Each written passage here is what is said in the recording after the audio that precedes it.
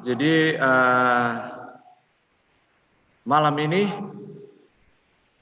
kita akan mengenal lebih dekat lagi yang banyak membunuh manusia modern. Beban global dari penyakit gaya hidup atau non-communicable disease per 1 Juni 2018, ini data terakhir sebelum nanti ada data terbaru tahun 2022. Penyakit tidak menular atau NCD itu membunuh 41 juta orang setiap tahun atau setara dengan 71% dari semua kematian secara global. Jadi yang dianggap mati tanpa sakit yaitu mati kecelakaan atau di luar sakit penyakit itu sekitar 29%. 71%-nya itu mati karena penyakit gaya hidup. Dan mari nanti kita akan lihat penyakit gaya hidup itu yang membunuh paling banyak adalah penyakit jantung dan pembuluh darah, penyakit kardiovaskular. Itu sekitar 17,9 juta orang setiap tahun. Jadi lebih mengerikan dari virus corona ini. Corona belum membunuh sebanyak ini. Dan kita ketakutan dengan corona, tapi kita tidak pernah menyadari ada yang lebih menakutkan daripada corona yang kurang begitu dipublikasikan, yaitu kematian dengan serangan jantung. Kemudian kanker 9 juta, penyakit pernapasan 3,9 juta, dan diabetes 1,6 juta. Ini disebut 4 pembunuh umat manusia di abad modern ini. Dan penyakit jantung dan pembuluh darah itu ranking 1, pembunuh pertama. Mari kita lihat data di Indonesia. Prevalensi penyakit jantung menurut diagnosis dokter pada semua umur menurut provinsi di tahun 2018. Nanti ada data baru di tahun 2023. Karena Rikesdas itu setiap 5 tahun. Rata-rata Indonesia 1,5 dan ada 10 besar. Mulai dari Kaltara, kemudian nomor 2 Gorontalo, nomor 3 DIY, Sulteng, DKI, Kaltim, Sulut, Aceh, Jabar, Sumbar, dan Jateng. Itu 10 besar. Tempat di mana penyakit jantung punya presentasi yang tertinggi di Indonesia. Mari kita melihat antara jenis kelamin. Perempuan lebih banyak mati dengan penyakit jantung dibandingkan laki-laki. Perempuan 1,6, laki-laki 1,3. Karena memang perempuan lebih gemuk. Jadi perempuan lebih banyak diabetes, perempuan lebih banyak jantungan. Ya. Kemudian perkotaan dan pedesaan, di perkotaan lebih tinggi 1,6, di pedesaan 1,3. Rentang usia, dia mulai meningkat penyakit jantung ini di usia 35 tahun. Jadi ada sudah 1,3% dan tertinggi itu di usia 75 tahun karena faktor usia. Berdasarkan pendidikan, justru paling banyak yang menderita itu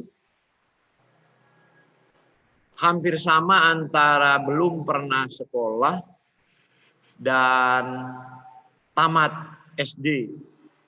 Tapi yang paling tinggi adalah yang tamat D1, D2, D3, dan perguruan tinggi. Rupanya pendidikan tidak membantu orang untuk menyadari bahwa gaya hidup dan pola makan itu sangat penting.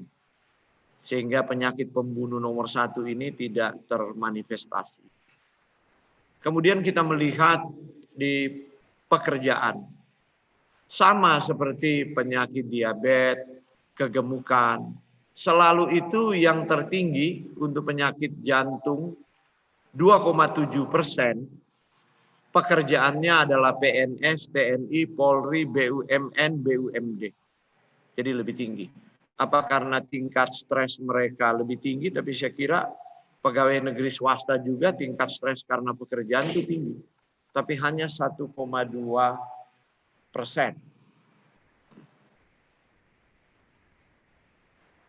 Mari kita melihat prevalensi tekanan darah tinggi sebagai salah satu faktor risiko untuk penyakit jantung di usia 18 tahun ke atas menurut provinsi. Dan Sulawesi Utara itu 13,2%. Banyak orang darah tinggi di Sulawesi Utara karena maklum. Cara makan orang Sulawesi Utara itu paling jelek dibandingkan dengan provinsi yang lain. Makanan bukan jenis makanannya yang kurang ya, tapi udah overnutrition. Terlalu sering makan. Dan rata-rata makan hewan-hewan yang punya lemak yang bisa menyumbat pembuluh darah. Kemudian diikuti DIY, Kalimantan Timur, Kaltara, DKI, Gorontalo, Kalsel, Jabar, Bali, Aceh, dan Sulteng. Mari kita lihat prevalensi tekanan darah tinggi berdasarkan diagnosis dokter mulai meningkat 18 sampai 24 tahun itu sudah 13,2%. Dan ada beberapa klien saya memang menyedihkan sekali. Darah tinggi sampai sudah rusak ginjalnya masih muda. Ya, karena ada faktor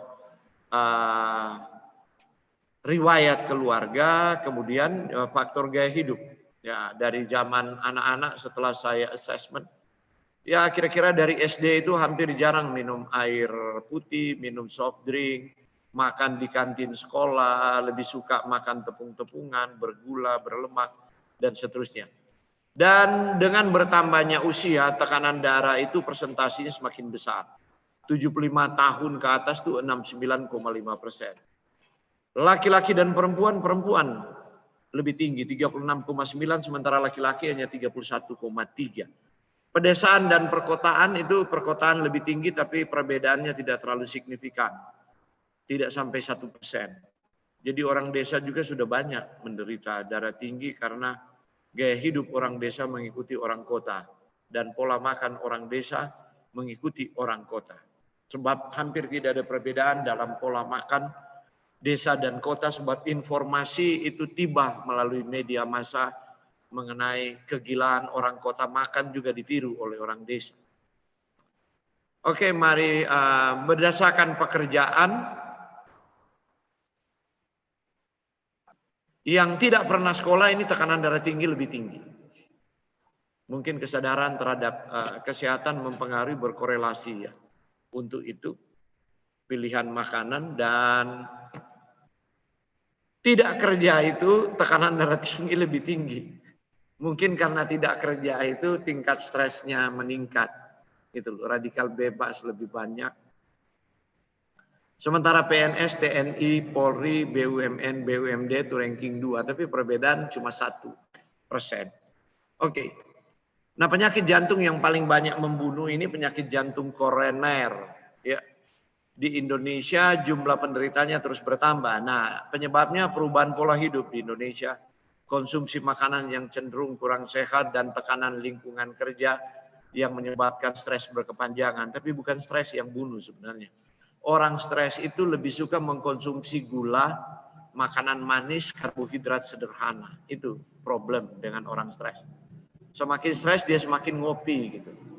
Semakin stres dia semakin makan makanan bergula. Karena memang waktu makan makanan bergula, maka tubuh akan memproduksi serotonin. Dan serotonin ini mampu memblok stres. Itu sebenarnya mekanismenya. Cuma itu di topik pembahasan yang lain. Jadi bukan stresnya. Ya, ada orang juga stres nggak darah tinggi gitu. Sebab kalau dia stres dia makan buah gitu. Tapi cenderung orang stres makan ngemut permen, makan roti gitu. Nah ini hubungan antara cardiovascular disease atau penyakit jantung dan pembuluh dikaitkan dengan data BPJS Kesehatan. Ya.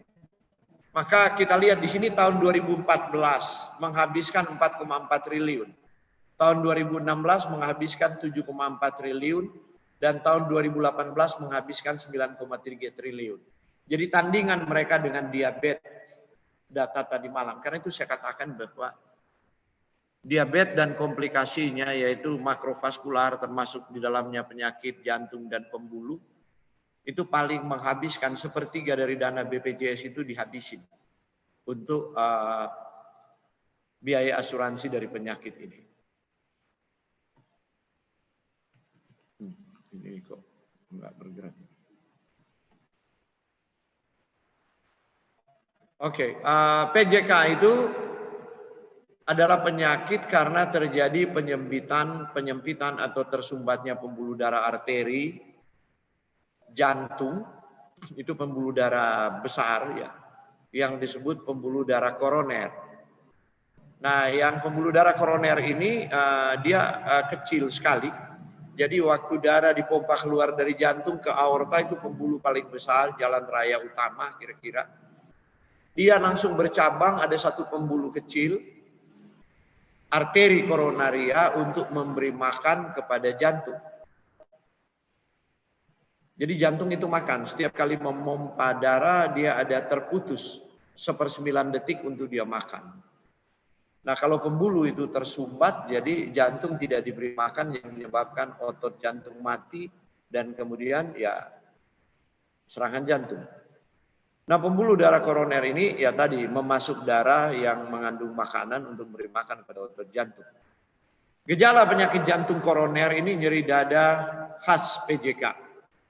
Itu keluhan yang paling sering timbul ketika melakukan aktivitas fisik dan akan berkurang jika istirahat. Jadi kalau dada Anda selalu sakit, jika Anda mulai beraktivitas, ya, kemudian waktu Anda istirahat dia berhenti sakitnya, itu cepat-cepat ke dokter. Itu bukan masalah masuk angin atau kadang-kadang perut kembung. Ya, apalagi kalau Anda ya begitulah pengobatan tradisional, nanti dibilang oh ini gara-gara angin duduk. Saya juga bingung apakah ada angin berdiri, angin jalan-jalan. Nah, ini tempat nyeri gangguan jantung di belakang tulang dada. Oke, Anda nyeri di situ, kemudian di belakang tulang dada menjalar ke leher.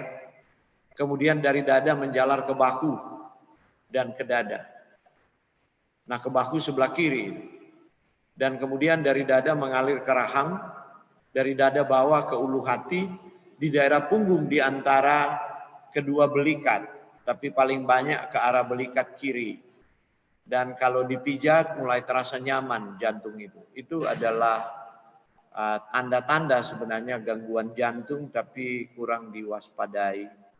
Sehingga nanti sudah menjadi parah baru diketahui dan kadang-kadang ya hampir terlambat kalau tidak secepatnya ditangani dengan diring.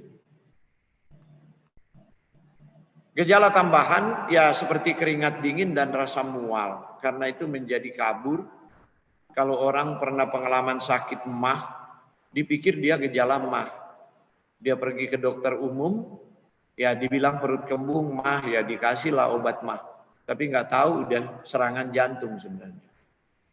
Nah, tanda bahaya jika tak segera ditindaklanjuti, itu akan memicu serangan jantung tiba-tiba, infark miokardia akut yang dapat menimbulkan kematian. Ya, apalagi sudah keringat dingin dan bernafas, nyeri dada, paru-paru itu luar biasa, nah itu bisa menyebabkan kematian. Nah, 50% kasus meninggalnya penderita penyakit jantung disebabkan kelalaian sebenarnya. Kalau secepatnya dibawa ke rumah sakit dan diambil tindakan medik yang tepat, maka ada banyak yang tertolong. Ada dua spektrum PJK, penyakit jantung koroner, ada disebut spektrum stabil. Nyeri dada itu timbul ketika terjadi peningkatan aktivitas. Jadi kalau mulai beraktivitas baru nyeri dada. Kemudian ini dapat dicegah dengan melakukan perubahan gaya hidup.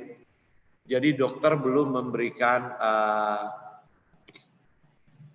tindakan yang lain selain perubahan gaya hidup dan mungkin diberikan obat. Ya. Obat kolesterol, obat pengencer darah. Kemudian kalau orang itu perokok, dia mau nggak mau dia harus berhenti. Tidak ada kompromi lagi.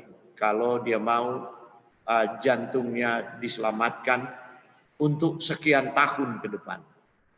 Kemudian harus terjadi perubahan menu harian dan rajin berolahraga, bukan olahraga permainan yang win and lose itu, yang bikin tambah stres. Kalau tidak menang ya kalah. olahraga bagi orang yang sudah terdiagnosa penyakit jantung yaitu senam jantung. Kemudian ya tadi penderita biasanya diberikan obat-obat tertentu. Baru ada spektrum kedua yang sudah bertambah parah disebut spektrum tidak stabil. Nyeri dada timbul bahkan ketika beristirahat. Jadi bahkan dia sudah tidur beristirahat dia nyeri dia punya dada. Dan dapat terjadi kira-kira sekitar 15 menit. Dan nyeri ini biasanya tetap terasa meski telah diberi obat. Maka tidak ada jalan lain, maka dokter akan mungkin menyarankan untuk di ring. Nah, ada beberapa tindakan yang dibuat. Pertama, reperfusi menggunakan obat. Kalau di dalam pembuluh darah itu ada gumpalan darah, digunakanlah obat tromboliosis atau penghancur gumpalan darah. Tetapi kalau bukan disumbat oleh gumpalan darah, itu berarti dindingnya menebal. Karena itu dimasuklah ke reperfusi tahap kedua, cara mekanis yaitu intervensi yang disebut kateterisasi jantung atau percutaneous balon angioplasti. Melalui peniupan baloning itu pemasangan penyangga stent itu. Ya, di dinding yang sudah menebal, dia menebal karena ada lesi aterosklerosis. Jadi ada atheromatous plaque yang sudah saya jelaskan pada pertemuan ketiga.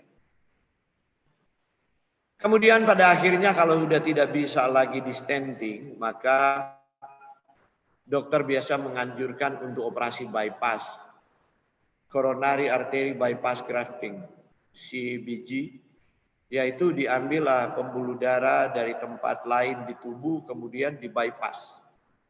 Nah, cuma menjadi persoalan adalah baik yang sudah di stenting maupun di bypass, orang pikir sudah aman. Itulah satu-satu pertolongan bagi dia sehingga dia menganggap saya tidak perlu repot-repot dengan gaya hidup, ubah gaya hidup saya dan pola makan. Itulah sebabnya ring itu bertambah, ring 1, ring 2, ring 3. Akhirnya sudah nggak ada ring yang bisa dimasukkan lagi di jantung. Karena sudah nggak ada tempat untuk meletakkan ring. Baru orang itu kemudian menyerah. Tapi kalau dia punya banyak duit, maka dia mungkin berpikir, saya bypass aja. Nah setelah di bypass ada juga tidak mengubah gaya hidup dan pola makan mereka. Akhirnya pembuluh yang di bypass itu dalam jangka waktu 4-5 tahun dia menutup. Dan tidak ada bypass kedua kali. Jadi kekayaan mereka yang berharap dia punya uang, akhirnya uang dinikmati oleh pewarisnya. Karena uang tidak bisa mengejar kesembuhan. Itu yang kita selalu lupa. Banyak orang jadi fatalism karena dia pikir dia ada uang. Berapa sih stenting satu stent? 50 sampai 70 juta. It's okay. Jadi begitu. Jadi dia nggak pernah mau ubah pola makan. Yang penting ada teknologi untuk memperpanjang usia jantungnya. Saya mau katakan bahwa memang pada saat itu teknologi belum semaju sekarang. Di zaman orang terkaya di dunia, Aristoteles Onassis. Dialah pertama Christian Barnard membuat cangkok jantung. Tapi hanya bertahan 5 tahun. Si kakek habis dicangkok jantung, kawin lagi dia. Akhirnya nggak lama kemudian. Dia teknologi tidak mampu lagi menolongnya dia. Jadi Christian Barnard berkata kepada orang terkaya itu, walaupun dia akan memberikan sepertiga dari kekayaannya. Dijawablah oleh dokter yang mencangkok jantung, sains telah berhenti. Saudara, jadi kita mesti berhati-hati dengan pilihan-pilihan sadar kita yang punya konsekuensi. Ada faktor yang tidak dapat diubah mengenai bagaimana penyakit jantung koroner ini termanifestasi. Pertama, umur. Jadi kalau wanita nanti 65 tahun ke atas di saat menopause, baru kemudian ada resiko PJK yang sama dengan pria. Tapi jangan salah, pria mulai 40 tahun. Ya, Pria di atas 40 tahun sudah berisiko. Wanita nanti kalau dia kebiasaan merokok dan minum alkohol di umur 35 tahun juga. Itulah mungkin ada begitu banyak janda ya di dunia ini. Karena memang wanita lebih tahan terhadap serangan jantung dibandingkan dengan pria. Kecuali wanita itu tadi dia merokok dan mengkonsumsi alkohol. Dan saya lihat itu banyak sekarang di kota besar. Gadis-gadis yang merokok menjadi model. Dan dianggap itu adalah rokok elektrik. Dan dipikir tidak berbahaya. Kemudian ada keturunan dan ras. Dan keturunan itu misalnya riwayat keluarga dengan penyakit jantung. Jadi kalau ada riwayat keluarga dengan penyakit jantung, jadi resiko itu lebih besar. Kita harus melihat pohon. Kita jatuh dari pohon mana. Sehingga kita bisa mewaspadainya dengan cara kita tidak mengikuti gaya hidup orang tua kita. Saya selalu memberi saran seperti itu. Penyakit-penyakit ini bisa di-reverse. Sebab ini penyakit yang berkaitan dengan gaya hidup dan pola makan. Kalau kita tidak mengikuti gaya hidup dan pola makan orang tua kita, apalagi nenek moyang kita, contoh misalnya orang Manado, sudah lama nggak pulang kampung.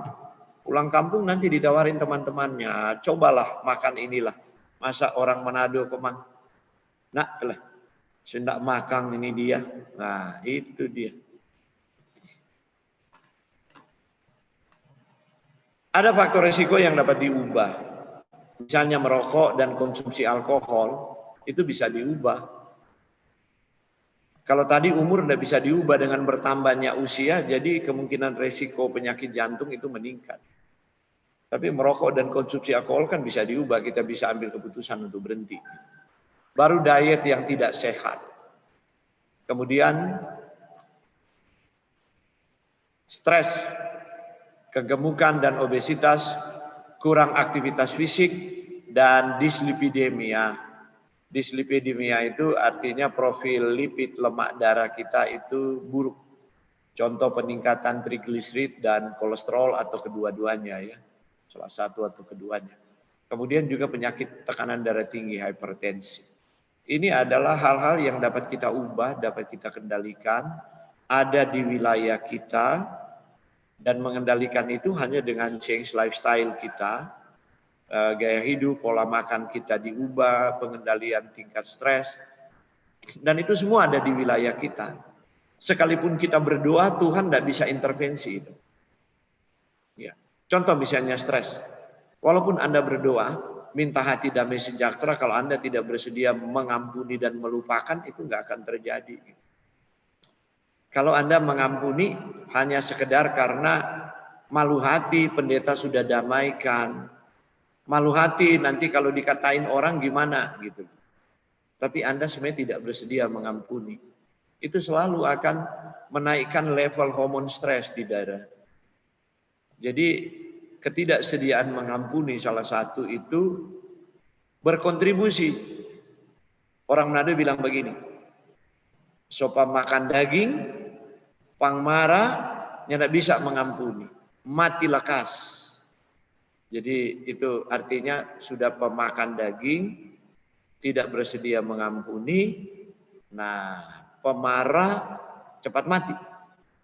Jadi itu faktor itu bekerja secara simultan. Baru kemudian diabetes mellitus kita sudah bahas kemarin bahwa ini ibu dari penyakit makrovaskular, yaitu penyakit jantung dan pembuluh darah. Nah, apa yang menyumbat pembuluh jantung? Itu disebut arteria koronaria tadi. Apa yang menyumbat dia sehingga jantung tidak bisa diberi makan. Karena itu kalau dia sudah menyumbat di pangkalnya, nggak mau harus langsung dengan bypass. Tapi kalau di anak cabangnya ya itu masih bisa di ring, di stenting. Itu namanya atheromatous plaque. Katakanlah singkatnya plaque saja. Nah, mari kita melihat bagaimana mekanisme pembentukan atheroma itu. Jadi begini, Anda lihat di sini. Ya. Ateroma itu ini permukaan dalam dari di sebelah atas itu permukaan dalam dari pembuluh darah. Jadi plak itu ada di dinding pembuluh darah, bukan bekuan darah di tengah saluran. Jadi macam Anda di satu ruangan kemudian dinding itu menebal dan Anda kejepit di dalam. Nah, jadi Anda lihat Anda makan kolesterol menumpuk di situ, akhirnya kolesterol dan jaringan nekrosis, ya sel-sel mati, debrisnya berkumpul di situ, kemudian akan merangsang sistem imun masuk ke situ, akhirnya kemudian terbentuk yang disebut luka seperti bisul di dinding dalam arteri, itu yang disebut ateroma. Nah, apa yang mendorong itu, mempromot itu yaitu minyak kelapa dan kolesterol. Contoh ayam goreng, nah, gitu kan? Ayam kan mengandung kolesterol. Sementara minyak yang dipakai kan lemak jenuh. Ayam santan, nah, seperti itu. Daging disantan, ya, digoreng. Kemudian ada yang lebih buruk lagi, plak itu kemudian menjadi keras. Jadi Anda lihat bahwa sebagian sel dapat membesar, menjadi sakit dan mati. Mereka membentuk suatu luka berbentuk bisul di bagian dalam arteri. Beberapa sel berespons dengan membentuk jaringan berserat fibrosa. Kalau sudah terbentuk, kalsium dibawa ke situ di sekeliling kristal-kristal kecil yang sangat iritatif. Nah, kalau dia sudah terjadi fibrosa, sudah semakin sulit, itu bersifat irreversible. Karena itu dianggap bahwa itu tidak bisa diubah dengan cara apapun. Itu pendapat para dokter reguler. Tapi saya mau katakan di Amerika lewat intervensi lifestyle trial, lifestyle medicine, dan yang mempopulerkan itu adalah Dan Ornish, dan dia sekarang menjadi profesor lifestyle medicine yang sangat dikagumi. Karena dia bisa reverse penyakit-penyakit itu dengan intervensi gaya hidup dan pola makan. Bahkan dia menulis buku Undo It yang dipublikasi belum lama 2019 dan itu membuktikan bahwa apa yang dulu dianggap tidak bisa di reverse, bahkan di undo, itu bisa di undo. Seperti Anda salah mengetik, Anda bisa undo. Nah, mari kita lihat bagaimana serat fibrosa bisa terbentuk pada ateroma ini. Jika hewan diberi pakan minyak kacang tanah dan kolesterol, terjadi fibrosis dinding arteri. Dinding arteri itu menjadi makin tebal, makin kaku. Anda perhatikan gambar di sebelah kanan bawah. Dan akhirnya apa? Makin sempit. Lobang dari pembuluh itu, dia makin sempit, jadi bagaimana darah bisa melewati? Langsung stuck. Nah, apa itu minyak kacang tanah dan kolesterol? Soto kan pakai kacang tanah dan daging. Sate kan bumbunya kacang tanah. Jadi penghobi sate dan penghobi soto, kalau Anda menderita serangan jantung itu adalah suatu akibat yang tidak dapat dihindari.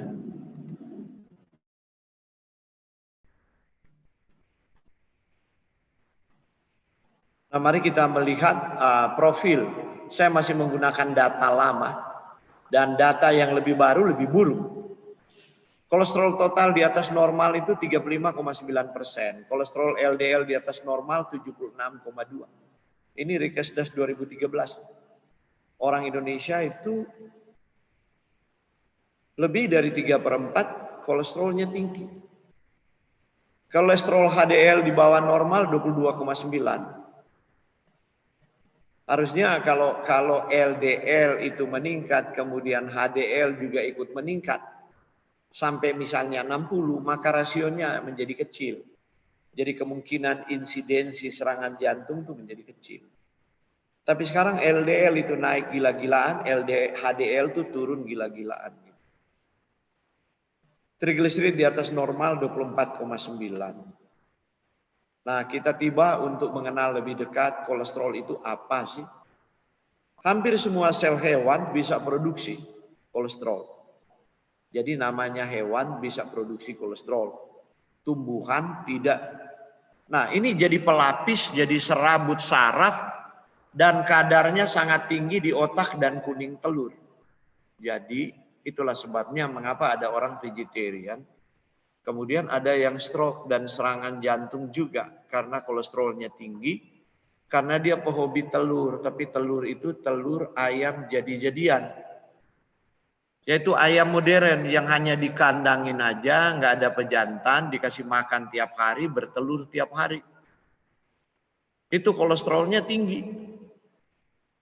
Dibanding dengan ayamnya Tuhan, ayam yang hidup liar, makan biji rumput, mungkin dia makan serangga, dan kalau tuannya ingat ya dikasih dedak dari beras. Nah ayam ini menghasilkan telur dengan kolesterol cuma 20-40 mg per butir. Bayangkan ayam jadi-jadian itu jadi telur jadi-jadian. Kolesterolnya itu bisa 200 sampai 380. Satu butir aja Anda makan, Anda telah memberi kontribusi kolesterol melampaui batas sehat dari kolesterol total. Nah, mari kita datang lebih dekat. Tubuh sebenarnya membuat kolesterol. Berapa banyak yang tubuh buat? Anda menghasilkan 50 kuintiliun molekul kolesterol setiap detik, yaitu 50.000 juta kali juta. Setiap detik loh. Tuhan suruh bikin. Ya, kolesterol itu karena dia punya fungsi. Karena itu ada dokter yang ngomong begini, makan daging, nggak makan daging kan tubuh juga produksi kolesterol. Makan aja, yang penting minum obatnya. Nah itu dokter konyol tuh namanya. Dokter yang tidak punya beban moral atas keselamatan pasiennya. Nah lambung itu memiliki katup yang membuka sedikit demi sedikit agar cukup garam empedu mengemulsi lemak yang masuk ke usus. Itulah sebabnya maka kolesterol harus dibuat. Sebab empedu itu dibuat dari kolesterol. Tiap kali kita makan minyak, empedu itu diproduksi. Untuk memproduksi itu dia butuh kolesterol. Jadi apa yang bikin kolesterol meningkat? Karena Anda kasih minyak terus di lidah Anda. Baru taruh di lidah belum ditelan supaya tahu. Hati langsung perintah, bikin kolesterol. Oke, sudah jelas? Anda baru taruh di lidah. Lidah itu minyak. Belum Anda telan. Jadi itulah kenapa orang modern kolesterol dibentuk berlebih-lebihan. Termasuk mereka yang sudah vegan. Ada juga memang kecenderungan genetik, lipoprotein alfa, lipoprotein betanya meningkat. Dan sebagainya. Tapi itu cuma sekian dari populasi. Nah oke, kita lanjut bahwa kolesterol ini tadi 70%-nya dibuat garam empedu, pengencer, pengemulsi. Artinya dia menurunkan tegangan permukaan, dia membentuk seperti sabun. Ini perlu garam empedu itu agar supaya lemak itu bisa dicerna oleh enzim pencernaan. Jadi itu. Selain itu, apakah fungsi kolesterol? Nah, jadi bila lemak yang terencerkan, lemak yang kita makan ini, dia terencerkan, maka dia akan bergerak sepanjang usus, dia dipecah menjadi unsur asam lemak dan gliserol oleh proses enzimatik. Diserap oleh dinding usus, dibentuk kembali menjadi bola-bola kecil yang disebut butir-butir low density lipoprotein atau LDL yang sering kita kita sebut kolesterol jahat. Padahal dia nggak jahat. Kalau Anda tidak punya ini Anda mati. Sebab ini adalah mobil catering untuk membawa makanan, memberi makan kepada pembuluh darah. Oke, mari kita lanjut. Di dalam LDL itu terdapat trigliserida, kolesterol, fosfolipid, protein. Sehingga diambil oleh sel-sel untuk kebutuhan akan protein, lemak, dan lecitin. Jadi dia hanya mobil kolesterol LDL itu seperti peran dari mobil pengangkut catering makanan. Nah, bola-bola LDL ini melayang dalam darah ya, dan dia akan tiba di arteri yang butuh makan tadi. Arteri ini kenapa butuh makan? Sebab dia bekerja sangat keras. Setiap kali ada gelombang tekanan dari jantung datang, arteri akan mengembang. Kemudian dia mengecil ke ukuran biasa dengan bantuan tenaga otot yang ada di situ, otot polos. Nah, daya elastisitas ada di dindingnya. Dan sel-sel otot dinding arteri ini akan mengirim berita ke sel-sel endotel pelapis dalam dinding arteri bahwa mereka butuh lipoprotein densitas rendah, yaitu LDL, dan densitas lebih rendah VLDL untuk dimakan. Maka sel-sel endotel ini membuka lubangnya, mengizinkan sebagian masuk ke dinding arteri dan ke sel-sel yang lebih dalam. Kemudian apa yang terjadi sesudah habis makan, sel-sel itu ambil protein, fosfolipid, trigliserid, yang tertinggal kolesterol. LDL itu adalah mobilnya. Dia kan hanya pengantar. Itulah sebabnya, maka kolesterol nggak ada yang jahat. Oh, dia pengantar mobil, bayangkan kalau di Jakarta penduduk nggak memasak. Mereka harus disuplai dari Bandung dan Jawa Tengah makanan mereka. Masa mobil yang bawa makanan disebut jahat? Enggak dong. Tapi manakala mobil itu nggak mau kembali ke pool, dia parkir di seluruh jalan raya di Jakarta, kan mobil berikut udah nggak bisa masuk dong. Nah, disitulah dia jadi jahat. Kolesterol yang parkir-parkir di pembuluh darah. Kenapa dia suka parkir di situ? Nggak ada polisinya, gampang aja kan? Kalau polisi ada kan nggak ada kendaraan tuh parkir semerawut gitu. Nah, jadi di waktu sel endotel ini dia membuka dan membuat LDL lebih banyak masuk ke dalam lapisan dalam arteri, maka kolesterol sisa ini menumpuk dan mengalami kristalisasi. Kristal-kristal ini sangat kecil mengiritasi sel tadi, sehingga peradangan inflamasi terjadi kompleks dengan sistem imun kita. Akhirnya terbentuklah ateroma tadi dan kemudian fibrosis. Nah, pasir kristal kolesterol di dalam sel ini bersifat piezoelektrik. Artinya dia menarik mineral tertentu seperti kalsium silika. Akhirnya dia jadi keras, membatu di situ. Itulah sebabnya dokter reguler katakan bahwa sekali ada lesi aterosklerotik itu irreversible, nggak bisa balik. Tapi itu sains yang telah ketinggalan, sudah terkubur di dalam reference tua sekitar 30 tahun yang lalu. Sains yang lebih baru, sebagaimana itu rusak melalui nutrisi, nutrisi juga dapat membalikkan proses itu. Reverse. Nah, Anda lihat ini plak kolesterol. Dia keras, kalau sudah kering seperti fiberglass, seperti plastik. Bagaimana obat mau larutkan itu? Nah, ini adalah tabel bagaimana Anda supaya berhati-hati dengan rasio total kolesterol ke HDL. Kadang-kadang ini nggak diperiksa. Harus diperiksa, jangan cuma periksa-periksa total kolesterol. Kemudian total LDL, HDL, minta rasionya. Ya. Rasionya begini. Anda lihat kalau dia sangat rendah itu pria 3,4, wanita 3,3. Tapi rata-rata orang yang konsultasi gizi dengan saya, perubahan pola hidup, rata-rata di average 5, 4,5. Dan kira-kira ada 30% di 9,5 sampai 7 dan kira-kira ada 20% high risk. Ya.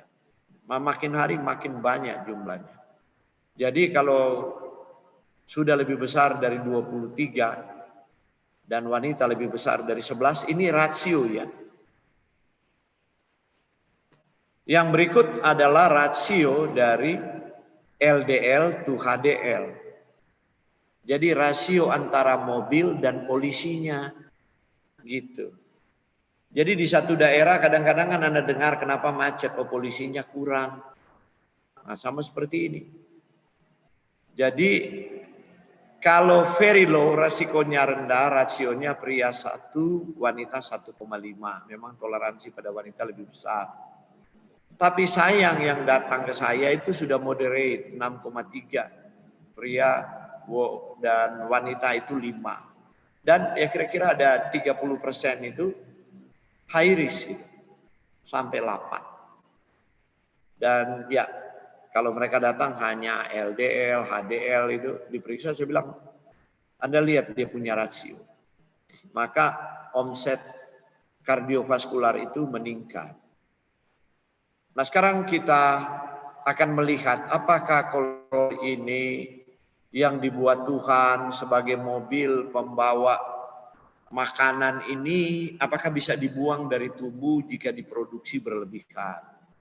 Nah kalau kita makan rendah serat, tinggi lemak jenuh bertahun-tahun, maka simpanan kolesterol ini yang tidak akan dibuang.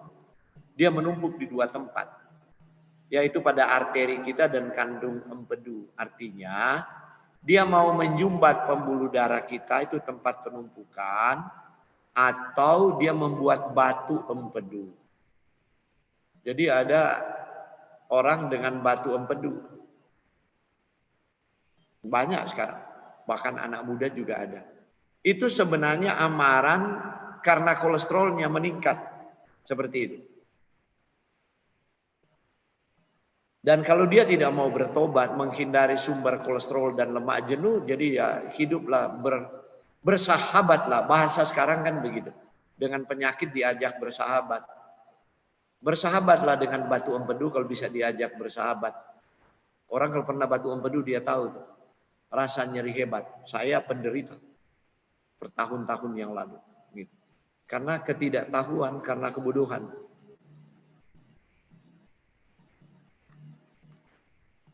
Nah bagaimana membalikkan proses ini? Ini kan yang penting. Jadi kalau yang menyebabkan kolesterol itu menumpuk, karena tinggi lemak jenuh, kemudian tinggi kolesterol, kemudian rendah serat, sekarang kita balikkan, ya dibalikkan aja. Makan rendah lemak jenuh. Kalau sudah ada kolesterol, lupakan santan-santan, minyak-minyak. Harus kembali ke lemak esensial, omega 3, omega 6. Seperti itu. Makan rebus-rebusan. Tapi rasa, orang Manado bilang, rasa apa leni dunia kalau kurang makan rebus-rebusan. Artinya bahasa begini, saya tidak bisa menikmati dunia ini kalau tinggal makan rebus-rebusan. Nah kadang-kadang kalau orang ngomong begitu, sementara konsultasi dengan saya bilang kalau begitu pulanglah Anda dan nikmatilah kematian itu. Ada orang kadang-kadang begitu, harus dipukul kepalanya, diskakmat begitu. Dengan bahasa yang sedikit sengak baru dia kaget. Ini rupanya bahaya ini. Seperti itu. Mana penting menikmati hidup sementara kemudian Anda divonis. Apalagi jika itu terlambat misalnya. Anda lagi tunggu urunan BPJS. Kan ada urunannya itu. Tidak sembarang hari ini Anda pergi ring jantung langsung di ring. Iya, saya punya klien-klien banyak yang datang. Tunggu 3 bulan. Antrian itu panjang. Padahal dia bilang tiap malam sudah keringat dingin, diserang sesak nafas, nyeri luar biasa. Baru kemudian menyadari bahwa perlu mengubah pola hidup. Sampai kemudian 3 bulan kemudian dipanggil, dokter periksa. Dokter bilang, oh ini tidak perlu diri. Ini minum obat aja. Tapi kalau dia ada pergi waktu serangan, mungkin dokter malah sudah suruh dia diri gitu. Karena dengan perubahan pola hidup ternyata mengalami remisi. Kemudian hindari makanan berkolesterol. Dan saya mau informasikan, selama Anda masih makan hewan, hewan itu punya kolesterol sebab dia punya hati. Pohon nggak ada hati, jadi nggak ada kolesterol. Selama Anda masih makan hewan, Anda tambah. Tubuh Anda bikin kolesterol yang Tuhan perintahkan. Tapi kolesterol yang Anda masuk dari luar, Tuhan bilang itu tanggung jawabmu. Jangan klaim asuransi kepadaku. Kalau Yesus itu dokter dan kita telepon. Dan kalau Yesus itu pemilik kendaraan, kalau tubuh kita ini adalah kendaraan untuk membawa kita kepada tujuan Tuhan mengapa kita ada di dunia. Maka kita boleh call melalui doa. Dokter Yesus, saya ini mau konsultasi dulu.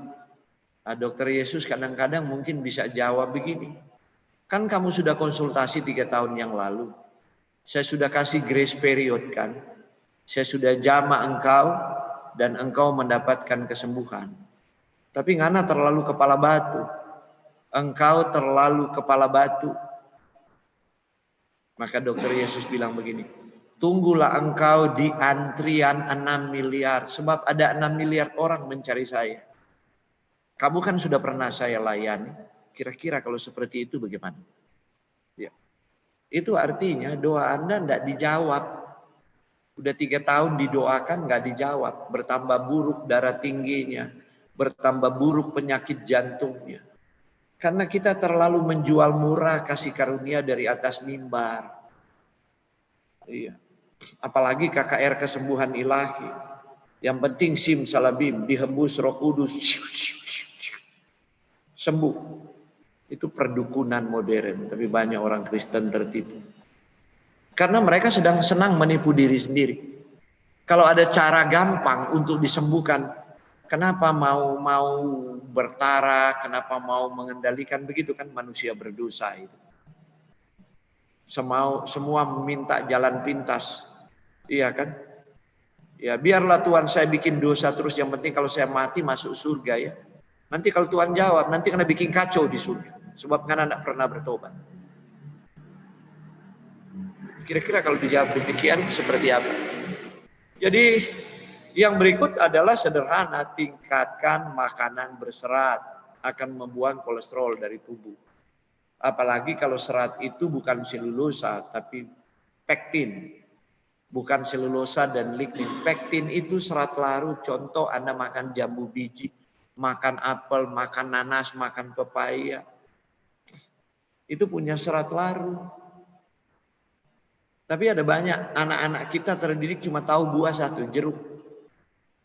Sayur cuma tahu wortel sama jagung manis dalam bentuk sup. Karena dari kecil dia punya makan di mall. Jadi dosa warisan itu siapa yang wariskan? Orang tuanya. Dan bagaimana kalau kita tidak pernah akui bahwa kita yang membunuh anak keturunan kita dengan gaya hidup yang salah? Bagaimana kira-kira di takhta penghakiman jika itu ditanya dan kita tidak pernah mengakuinya? Jaga komposisi tubuh ideal. Tingkatkan latihan aerobik. Bukan olahraga permainan. Kolesterol udah tinggi, darah tinggi. Masih pergi main bulu tangkis. Pergi main tenis meja. Volley basket.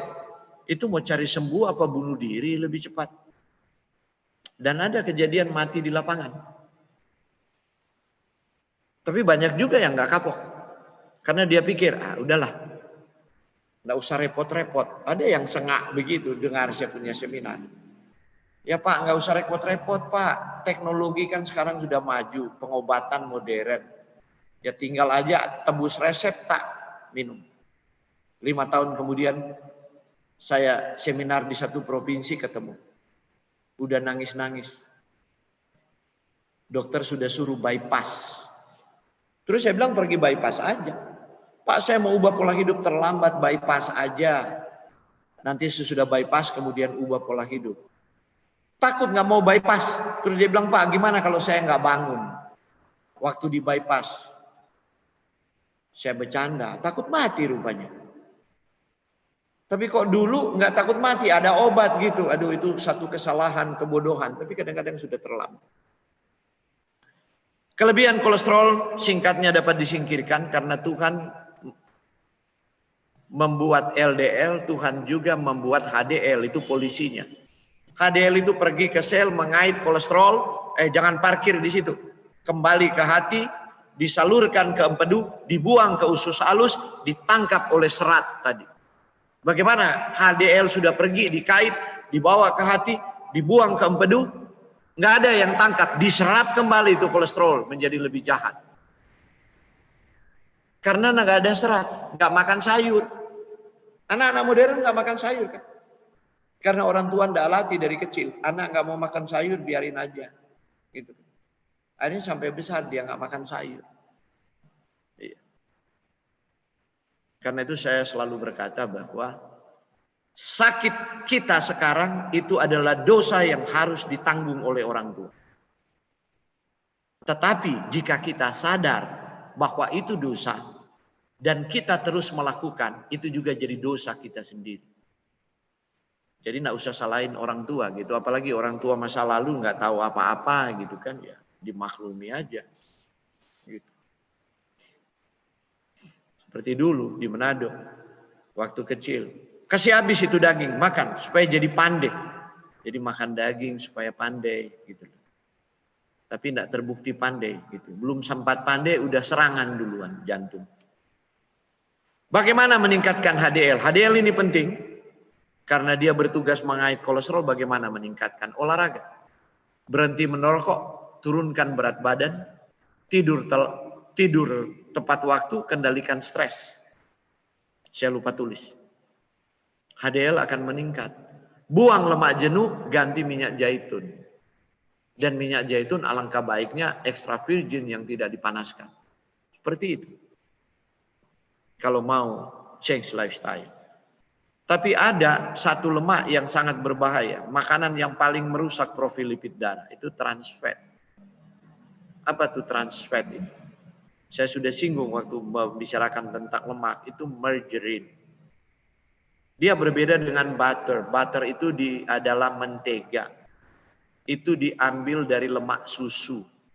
Butter. Kalau margarine itu dibuat dari lemak tumbuhan. Karena itu dulu salah kaprah. Orang vegetarian, vegan. Oh ini tumbuhan bukan dari hewan. Ditumis kangkung lah, dipakai menggoreng lah, menggoreng nasi goreng. Apalagi capek pulang kerja dia happy-happy, memuji diri. Saya vegetarian tidak makan daging sementara mengikuti nasihat Tuhan. Umur 40 serangan jantung, frustrasi kan. Dari mana pelak-pelaknya ini? Dari margarine.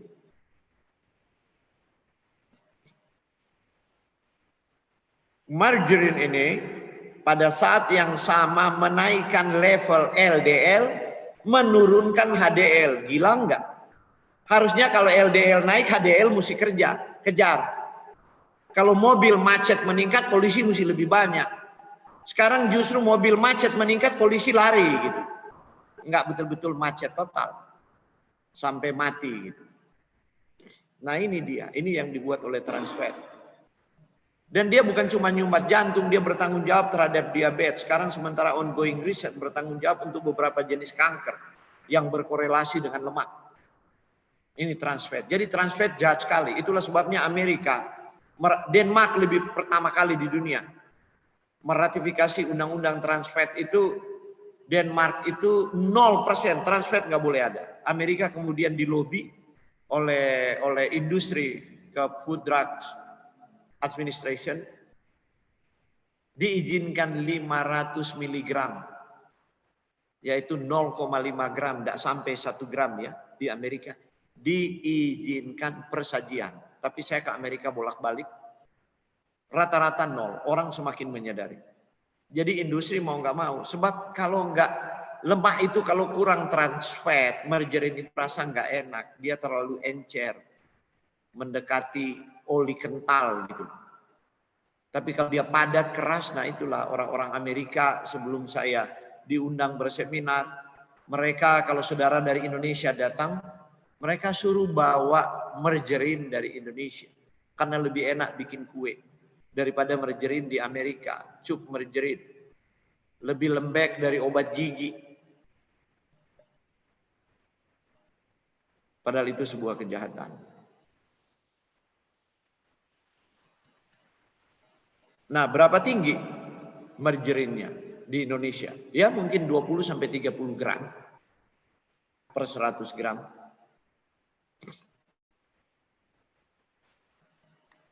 Yang berikut ada kerusakan kematian otak, yaitu kepikunan atau Alzheimer.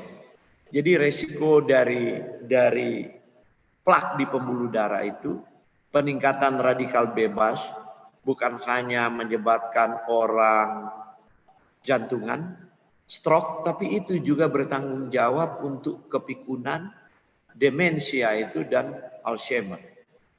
Ya.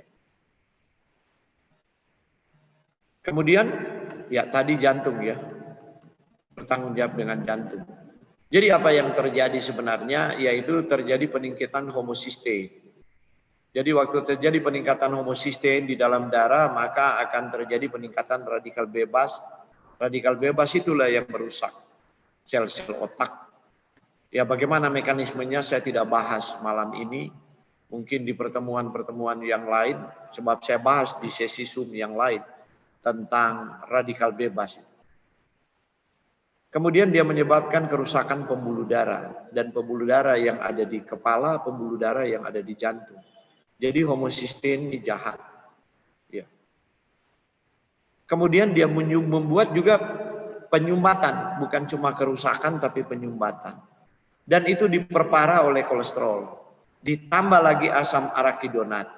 Akhirnya tambah lagi trans fat, hobi kue. Jadi dia hobi makan daging dan hobi makan nastar, kastengel, roti. Ya, roti kan dioles margarin kan enak.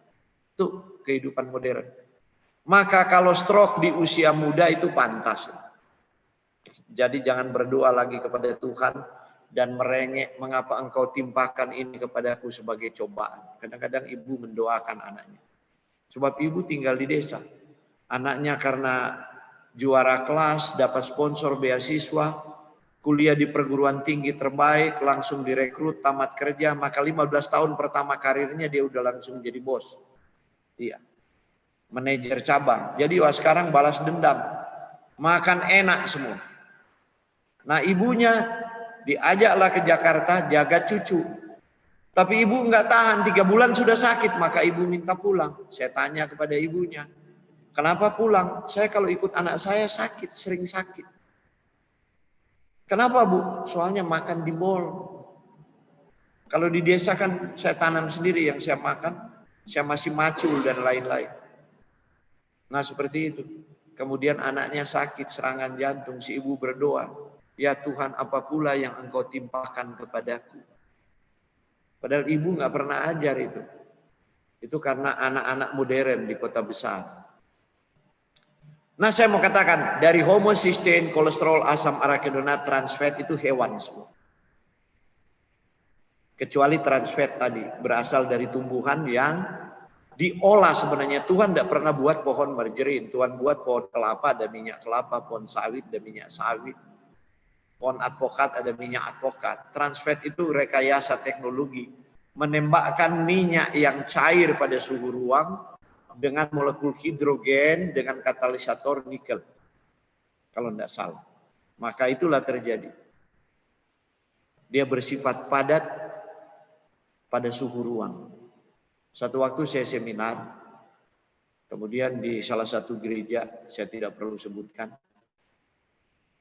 Kemudian habis saya seminar, gereja itu ada beberapa pendeta, gereja besar lah, hampir mega church.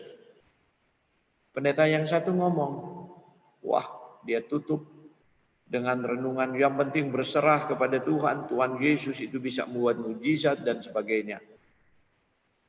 Ada obat yang sangat murah. Jadi kalau Anda makan lemak, jangan terlalu khawatir, hati harus gembira. Sebab kalau Anda khawatir, maka lemak itu akan membeku. Hati harus gembira, kemudian Anda harus minum air panas. Mereka yang undang saya jadi pembicara kesehatan, kemudian dikunci dengan renungan seperti itu. Pas pulang saya kejar itu hamba Tuhan itu. Terus saya bilang begini, maaf, saya bukan tersinggung, tapi saya berkewajiban untuk beritahu. Saya bilang begini. Coba Anda ambil itu lemak babi, kemudian Anda rebus dengan air mendidih. Berapa persen itu lemak mengecil dan dia larut lemaknya di air? Diam. Coba. Sedangkan sudah air mendidih, dia tidak larut. Apalagi Anda makan, saya bilang. Anda bisa minum air mendidih enggak?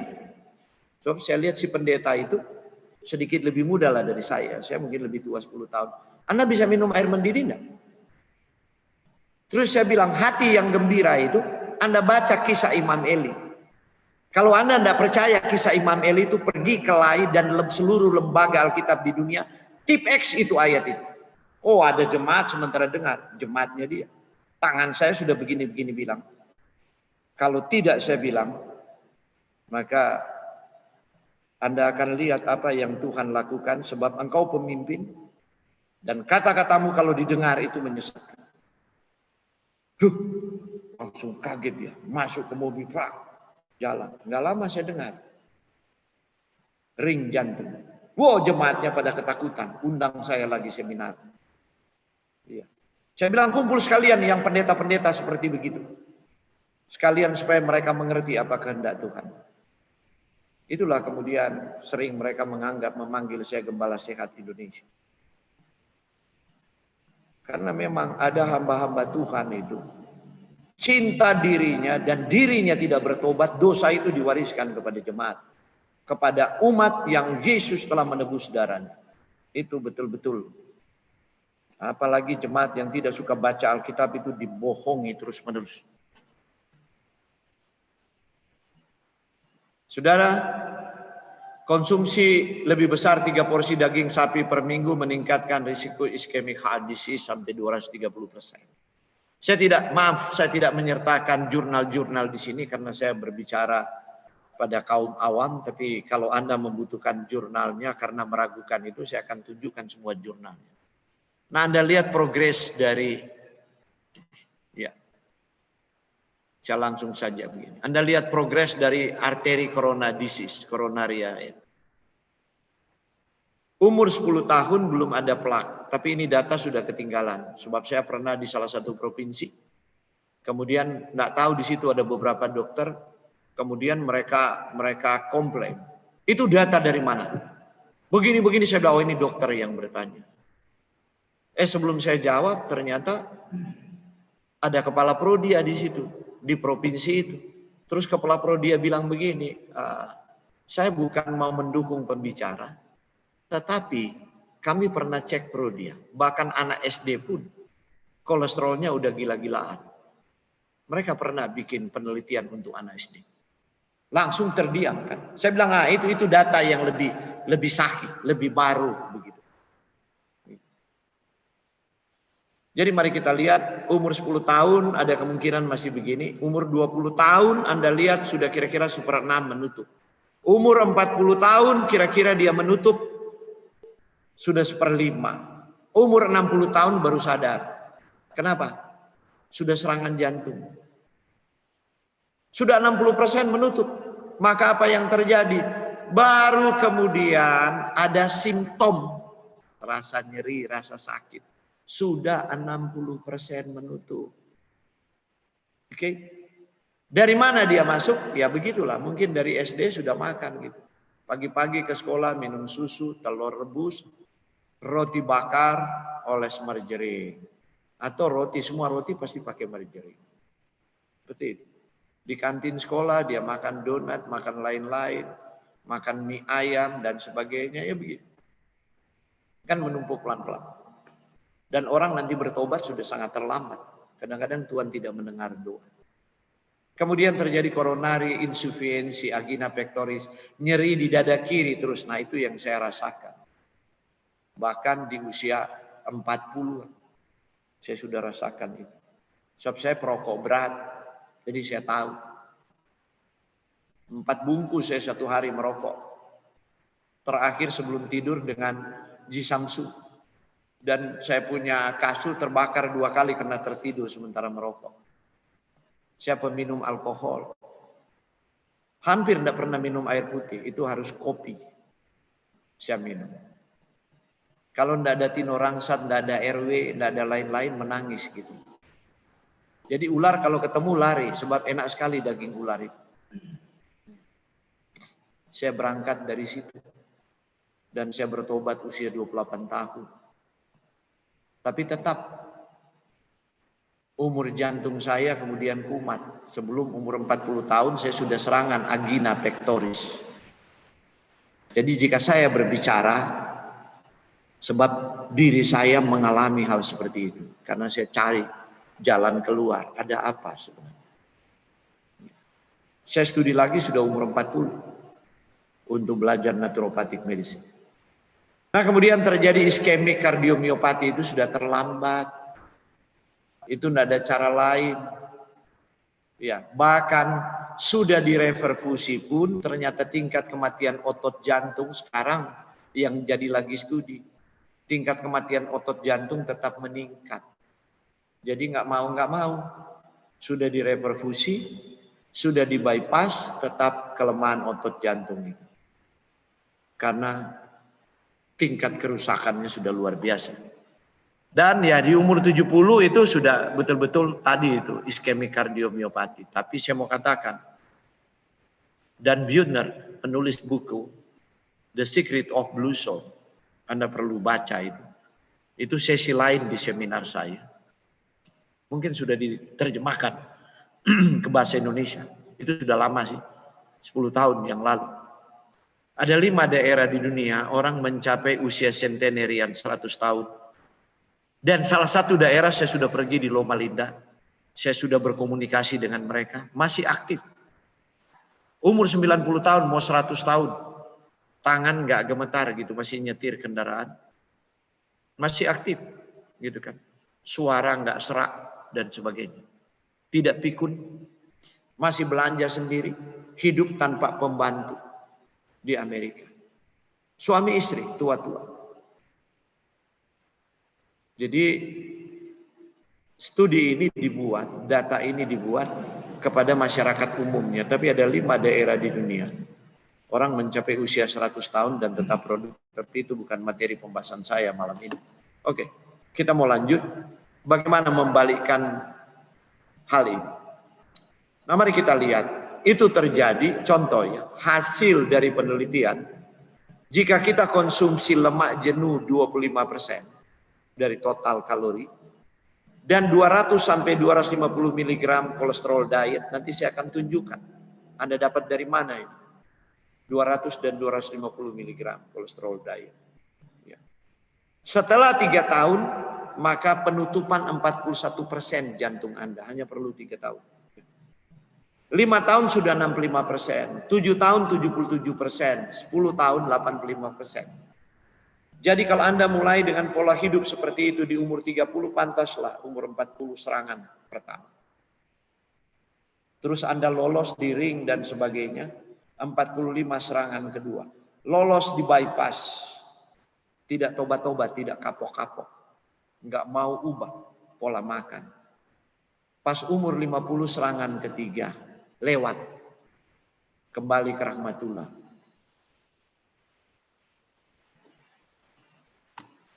Nah, bagaimana dalam lifestyle heart trial, apa yang terjadi? Jika fat tadi dikurangi, lemak tadi dikurangi hanya 10% saja. Tinggal 10%. Dan kolesterol tinggal 5 mg. Ya. Maka setelah 1 tahun apa yang terjadi? 24% terjadi penurunan pada total kolesterol.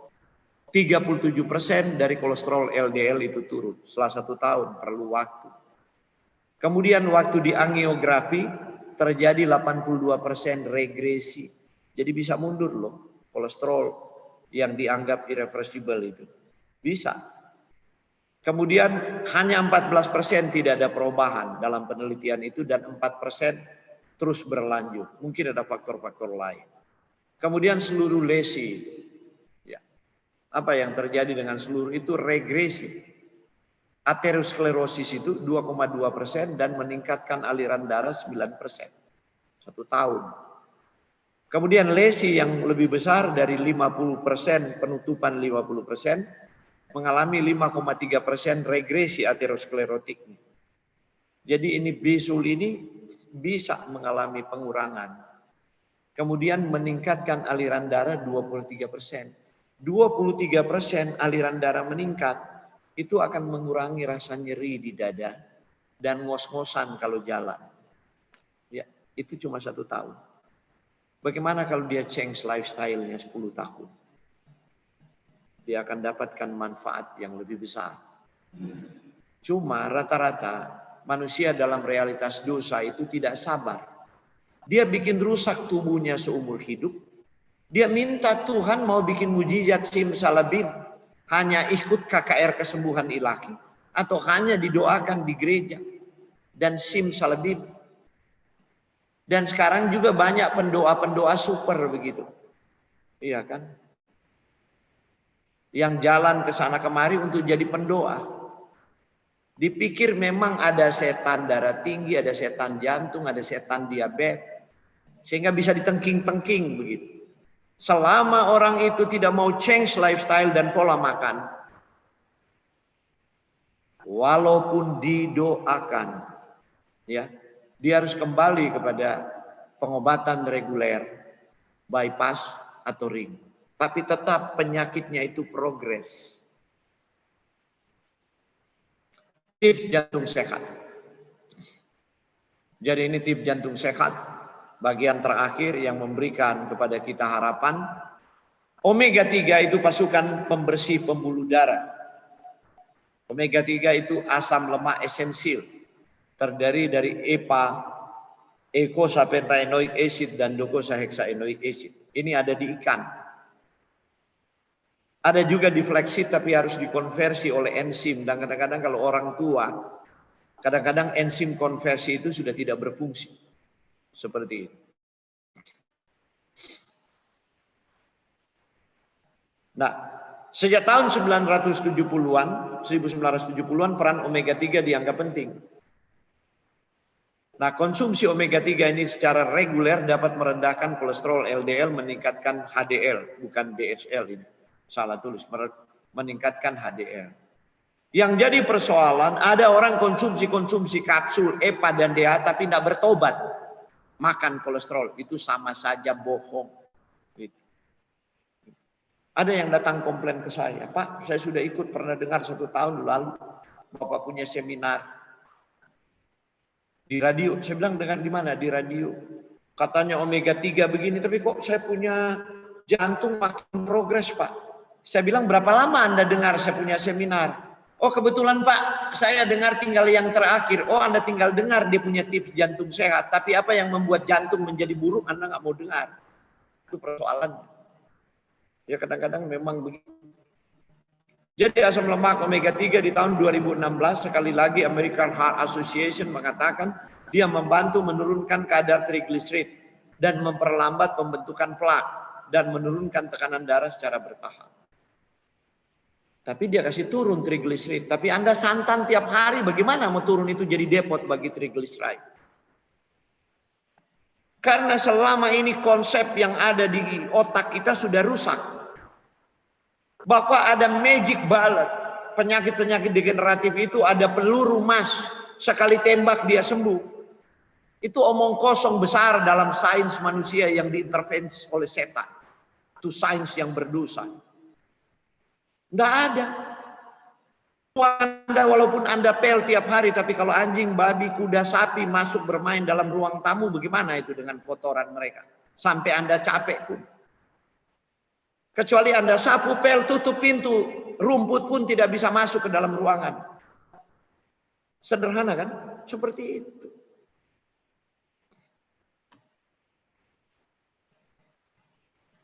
Makanan tinggi serat. The Journal of American Medical Association, JAMA itu. Ini jurnal kedokteran yang sangat bergengsi di dunia. Menyatakan diet tinggi serat mengurangi resiko jantung. Konsumsi serat aja 22,9 gram, resiko jantung turun 23%. Jadi mesti makan sayuran berserat. Buah berserat yang paling tinggi jambu biji. Saya aja ini sudah dikomentari istri saya, kelihatan ini. Papa tambah gemuk ya. Itu dia, kalau kita udah mulai worship pagi lewat WA, saya bilang iya, nggak ada jambu biji sih. Sebab itu makanan saya tuh. Kalau sudah malam makan jambu biji doang. Jambu mutiara yang kulit tebal itu. Konsumsi serat membantu mengurangi kadar LDL dan gula darah. Ini rata-rata konsumsi sayuran orang Indonesia per hari. Sayur 57,1 gram. Buah 33,5. Harusnya 3 porsi sehari sayur, 6 porsi buah. Anda bandingkan dengan negeri tetangga Singapura, 900 gram per hari. Iya, karena Singapura itu concern untuk kesehatan, sebab mereka tidak punya sumber daya alam. Jadi pemerintah itu memaksa demikian dalam aturan mereka. Diwajibkan dari anak-anak itu. Harus, saya masih ingat itu kalau tidak salah Menteri Lee Kuan Yew waktu dia masih muda. Itu dia punya pidato. Kita tidak punya hasil bumi untuk bersaing dengan negara tetangga Asia. Kita hanya jual jasa otak. Dan sumber daya manusia itu harus nomor 1. Karena itu orang Singapura betul-betul pelihara sumber daya mereka. Sumber daya manusia. Mereka mau sehat. Berikut bawang putih. Penyumbatan pembuluh darah dapat dibantu oleh bawang putih karena dia menurunkan kolesterol serum sampai 10,6. Di Jerman penelitian dibuat 261 pasien kolesterol turun 12%. Kadar trigliserid juga turun 17%. Kemudian elastisitas pembuluh darah itu meningkat. Jadi pembuluh darah kalau sudah tua dia kaku seperti selang kalau tidak terjemur sinar matahari. Anda lindas dengan kendaraan pecah. Tapi kalau selang baru kan elastis. Ini peran bawang putih.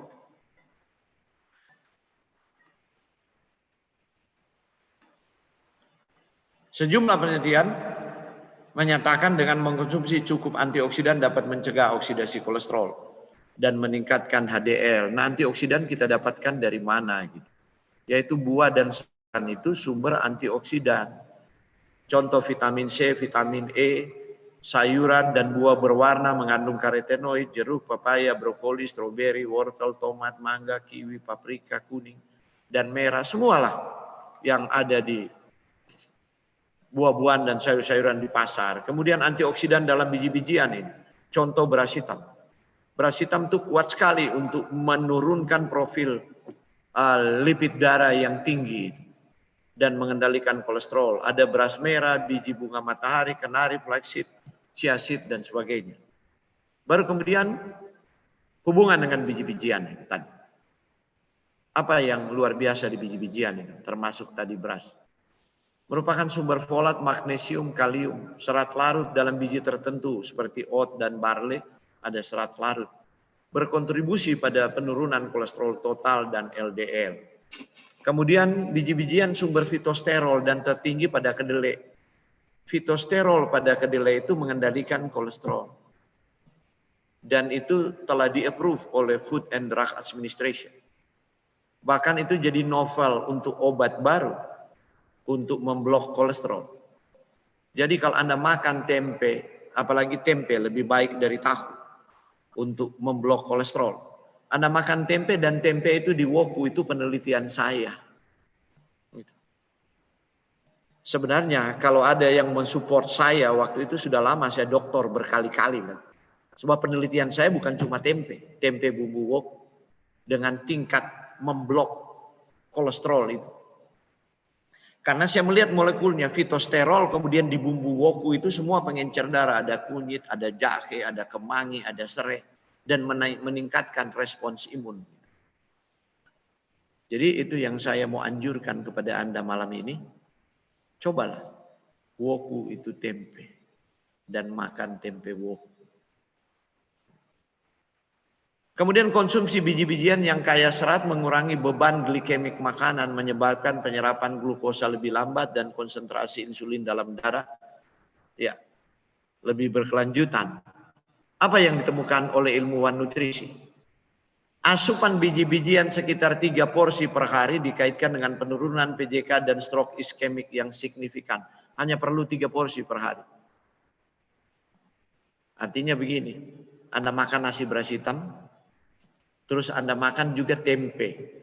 Apalagi kalau tempe di Woku. So di situ ada pengencer darah, penurun kolesterol, memblok radikal bebas. Udah di situ semua. Saya yang saintifikasi untuk jadi functional food Indonesia. Ya. Jadi Anda lihat, ini akan lebih hebat dari apa yang ditemukan di ilmuwan di barat gitu.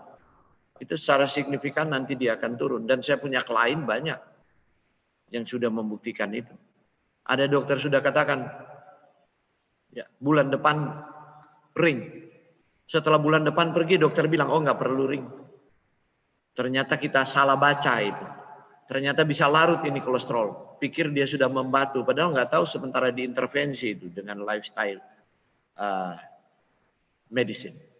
Oke, yang berikut beras hitam itu satu warna hitam antosianin itu merupakan pigmen tanaman komponen flavonoid, turunan polifenol yang punya kemampuan antioksidan dan anti kanker, bukan cuma anti kolesterol. Anak saya punya gelar kesarjanaan ini, dia punya tesis di sini. Oke.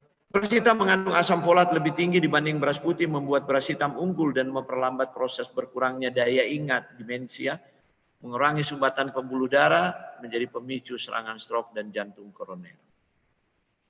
Oke. Makanan yang kaya vitamin B kompleks, tadi biji-bijian tuh kaya B kompleks. Selama kita masih makan katul di beras itu, kita masih dapat B kompleksnya. Ya, kita bisa makan sereal utuh, B kompleks, kacang-kacangan, kedelai, bayam, kubis, brokoli, jeruk. Lecithin, tadi kita sudah sebut kedelai. Ya, katakanlah tempe, di situ ada lecithin, fosfatidilkolin.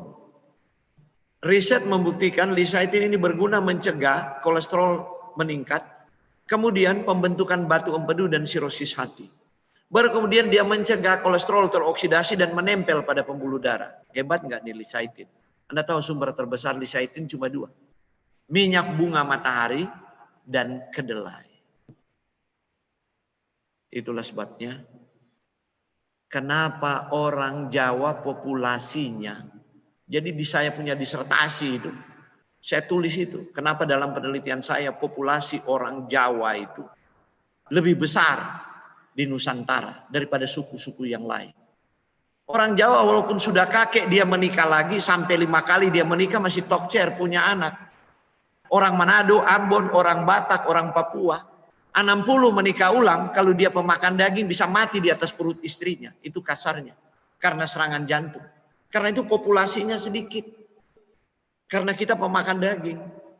Ya, orang Jawa itu berangkat waktu bangsa Jawa itu masih Hinduism, masih Buddhism, itu rata-rata vegetarian. Karena itu Anda lihat jendela 2/3 di dunia itu. Mulai dari India sampai ke Korea. Produk kedelai itu hampir sama. Ada tahu, ada tauco, ada tempe Jepang, ada tempe Indonesia. Karena itu diperkenalkan di zaman imperium itu. Karena itu umur mereka lebih panjang, populasi lebih besar. Itu hukum populasi. Bagaimana kalau ayahnya meninggal umur 30 karena serangan jantung karena pemakan daging? Karena hidup dari berburu. Tapi orang Jawa sudah hidup dengan menanam padi dan bercocok tanam udah ribuan tahun. Saat orang Minahasa, orang Batak, orang Ambon hanya hidup berburu dan makan binatang buruan. Kita lifespan-nya pendek sekali.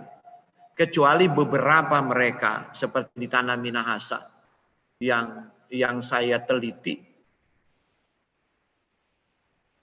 Karena mereka hidup di desa, di pedalaman, jadi lebih banyak. Mereka mengkonsumsi sayur-sayuran, nah itu mereka berumur panjang. Jadi lecithin membantu orang obesitas untuk menurunkan kadar lemak tubuh, membantu mengurangi pengerasan pembuluh darah, mencegah penumpukan lemak pada dindingnya. Oke. Jadi kesimpulannya kabar baiknya homocysteine tadi, kolesterol, fosfagandin, dienoat dapat diturunkan oleh sayuran hijau mentah, ada asam folat, ada lignan, pisang, segar atau rebus. Ada B6, ada asam folat, apel, jambu biji, ada pektin, ada quercetin, anggur, blueberry, ada antosianin, resveratrol, kemudian produk kedelai, ada resveratrol, ada phytosterol, kacang-kacangan, asam lemak omega 3, biji-bijian, ada lignan, dan beras tadi ada antosianin. Kemudian apa hubungan jantung Anda dan olahraga? Oke. Dengan olahraga rutin, seluruh otot termasuk jantung menerima darah dengan jumlah yang dibutuhkan. Hal ini untuk mendapatkan pasokan oksigen dan teratur. Dan kalau di zaman anak-anak itu rajin berolahraga sampai di usia dia remaja, maka ada lebih banyak anak cabang dari pembuluh darah itu. Dan ada orang misalnya cuma 1 tersumbat langsung jantungnya kolaps. Kenapa? Karena tidak ada anak cabang pembuluh darah di jantung.